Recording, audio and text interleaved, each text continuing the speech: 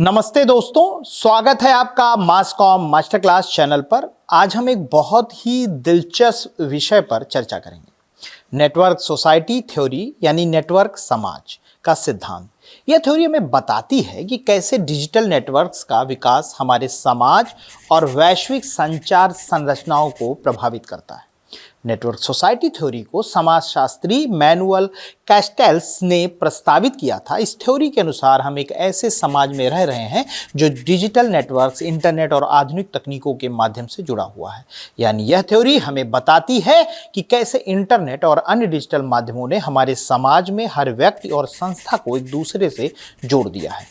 कैस्टेल्स का मानना था कि अब हम औद्योगिक समाज से आगे बढ़कर नेटवर्क समाज में प्रवेश कर रहे हैं, जहां डिजिटल टेक्नोलॉजी ही सब कुछ नियंत्रित करती है।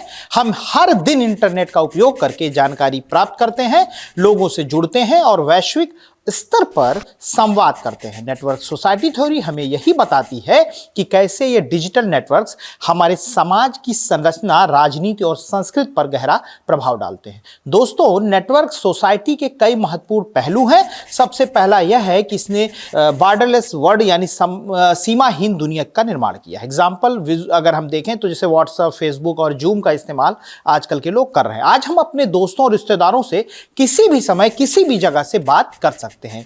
इससे न सिर्फ निजी जीवन प्रभावित हुआ है, बल्कि व्यापार और राजनीति में भी गहरी बदलाव देखने को मिले हैं। नेटवर्क सोसाइटी में ग्लोबल कम्युनिकेशन का बहुत महत्वपूर्ण रोल है। उदाहरण के लिए सोशल मीडिया प्लेटफॉर्म जैसे ट्विटर, इंस्टाग्राम और यूट्यूब ने पूरी दुनिया के लोगों को एक दूसरे से जोड़ दिया है। जब कोई बड़ा मुद्दा उठता है, जैसे पर्यावरण संकट या कोई सामाजिक आंदोलन, तो वह पूरी दुनिया में चर्चा का विषय बन जाता है। इससे ग्लोबल कम्युनिकेशन स्ट्रक्चर को एक नई दिशा मिली है। अब बात करते हैं नेटवर्क सोसाइटी के राजनीति और पावर पर असर की। दोस्तों, डिजिटल नेटवर्क्स ने सूचना और पावर को विकेंद्रीकृत किया है, यानी एक तरीके से देखें तो डिसेंट्रलाइज कर दिया है। अब पावर केवल सरकारों या बड़ी कंपनियों तक सीमित नहीं रही। आज आम लोग भी सोशल मीडिया का इस्तेमाल करके आवाज उठा सकते हैं और वैश्विक स्तर पर बदलाव ला सकते हैं। नेटवर्क सोसाइटी के साथ कई चुनौतियां भी आई हैं, जैसे कि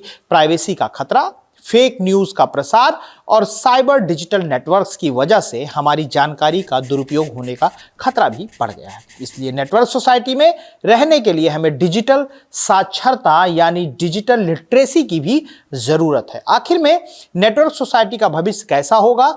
दोस्तों, जैसे जैसे टेक्नोलॉजी आगे बढ़ रही है, वैसे वैसे नेटवर्क समाज का असर और गहरा होता जाएगा। हम देख सकते हैं कि आर्टिफिशियल इंटेलिजेंस, मशीन लर्निंग और इंटरनेट ऑफ थिंग्स जैसी तकनीकें नेटवर्क को और मजबूत बनाएंगी।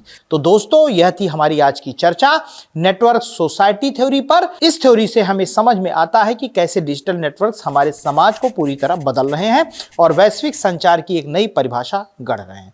अगर आपको यह वीडियो पसंद आया हो तो लाइक और सब्सक्राइब करना ना भूलें और कमेंट में हमें बताएं कि नेटवर्क सोसाइटी पर आपके क्या विचार हैं। हम मिलेंगे अगले वीडियो में एक और नए और दिलचस्प टॉपिक के साथ। तब तक के लिए धन्यवाद और जुड़े रहिए मासकॉम मास्टर क्लास के साथ।